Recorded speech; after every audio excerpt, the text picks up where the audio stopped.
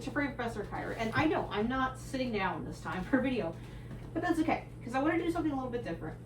What I want to talk about today, I unfortunately experienced a lot in my time as being a fursuiter, and I kind of want to not only talk about this particular topic, but also give positive advice or tips to avoid this sort of stuff. Now, I had brought up in a previous video about parasocial relationships, but I think I want to take a little bit of time and talk about it, but also I want to incorporate in this video how to interact with fursuiters in a manner that doesn't come off as a parasocial relationship, and very positive ways that you can interact with fursuiters that you're more likely to actually make friends with and not creep out. Okay? All right. That's why I'm kind of standing. We're doing something a little different today. So, parasocial relationships. Those are those one-sided relationships where you believe you are in some kind of relationship of some kind with another individual who is completely unaware of this relationship, whether it's dating, whether it's friends, whatever. What I want to kind of talk about in terms of that is how to interact with individuals that are in fursuit, especially at cons, where you can kind of avoid the misconception that a fursuiter might feel like you're in a parasocial relationship with them. Because I have, unfortunately, in all the time that I've been a fursuiter, experienced parasocial relationships where people were convinced that we were more than just in the same fandom, if that makes sense.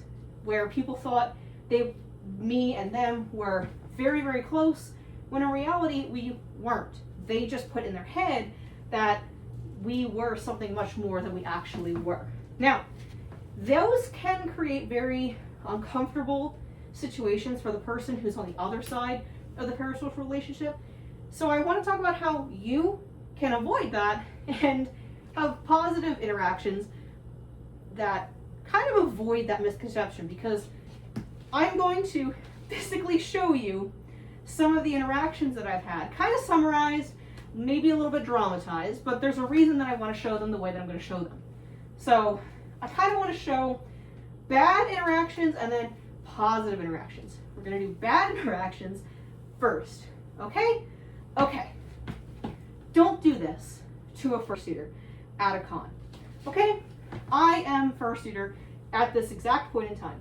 I'm walking around the con, I'm looking at stuff, and then I am now interacting with this person. My refrigerator is said person. We are talking, having a good time. And now, here comes a random person. Oh my God, you're so-and-so. Oh my God, you're so-and-so. And like grab it on this person, me, grab it on me, while interacting with somebody. Don't do that. I've had times where I was clearly talking to somebody, having interaction, and people were like all over me and grabbing on me, and it was very weird, and they kind of didn't treat me as a person at all. They just were like, you're so-and-so, oh my God, and were like grabbing and pulling on my suit and everything. Not a good interaction, because not only did you interrupt me with this person, my refrigerator, but you kind of came off very aggressive. The biggest kind of thing I've noticed with the parasocial relationship stuff is aggression, is the aggressiveness to it. And that's kind of what makes it very, very hard for me as the fursuiter, because I feel like I'm obligated now to stop this interaction to calm now this interaction. Okay? Now, this is another interaction I've had. Still interacting with so-and-so. And now, I will now be the other person.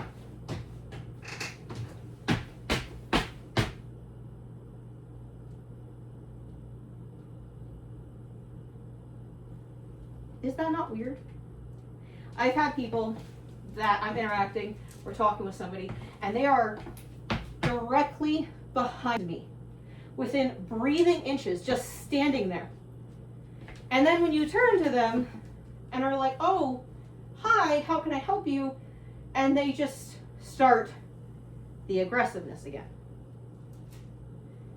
Don't do that either. Don't be weird. Don't just stand there like, okay, we'll get into positive ways to kind of start interaction, but don't stand inches behind someone where I can feel a presence and you don't say anything. Like, I don't mind being, now this is just me, I don't mind if I'm interacting with somebody and someone goes, hey, excuse me, that's fine. It's a positive, polite way to positively interrupt something. I have also had the people where all around my neck fluff here, it says don't touch, everything else, and they insist on booping my face. The biggest thing to have bad interactions with a fursuiter is ignoring badges. If it clearly says do not touch, do not hug, whatever, do not do those things. That is not just for decoration. Badges have purpose. Badges have very, very specific purposes, and one of them is establishing boundaries, especially if the individual inside the suit cannot talk. You gotta accept the fact that maybe someone won't be touched. I got booped so many times this past Anthrocon, and I literally specifically said in a video, and I had badges, that I don't want to be booped because this suit is very fragile, and I don't want people to destroy my suit because I will be very mad and very upset. People did it anyway, so don't do that. Okay? Another horrible, horrible interaction is, again, me in person. And now, me in person are walking. We're walking through the con space, and we're doing our thing. And you're now following us. You should never be following a fursuiter around a con. It's weird, it's unnecessary, and makes us feel very uncomfortable. Never ever follow a fursuiter around a con. Unless you have verbal permission to do so. Otherwise, don't follow. If I, have my interaction with you, and I go, okay, it was nice meeting you, have a great con, and you clear establishment there that I'm done interacting, that's it. I walk away, you should not be following. Should be that simple. Unfortunately, it is not, because some people like to follow. The amount of times that I had to practically run away from a situation because this person was going to end up following me is actually crazy. So let's not follow people. Another interaction, which it's going to be a little bit hard to kind of show here, but pretend I am sitting on the floor. And you know what? For this video, I'll even do it. I'm going to sit down like I was at this past Anthrocon, on the floor, like this. My head is off, and I'm done. This is not a position to come up and confront me about things. I had talked about what had happened to me at Anthrocon, and that is the quickest way in my book to really make somebody go, I never want to have an interaction with you again. If you clearly see me sitting like this, especially in the headless lounge, but even at the con, unless you're asking me if I'm okay, leave me alone. And the only people that really should be asking if I'm okay are like con staff. And like, if you are someone who's asking if I'm okay, you're not gonna make it weird. But yeah, sitting like this, head's back, head off. My head is like feet in front of me because it was like a take off and whip. And I'm getting confronted. Do not confront people in the headless lounge. The headless lounge should be a safe space for fursuiters. That's kind of established. It should be, at least. However, it's not. Anyway, so, yeah, bunch of negative interactions, sure. But what about some positive ones? I have had some amazing interactions with people at cons and even at events where I was just doing mascot work in my fursuit. The easiest and most polite way to interact with a fursuiter is if I'm walking and you start with, hi, excuse me, and then go and say whatever you want to say. That's fine. I love that. Like, get my attention. By all means, please get my attention, because 99.9% of the time at a con, my head is like fat, like just everywhere but where it should be. And that's fine. Just be like, hey, you know, and then whatever.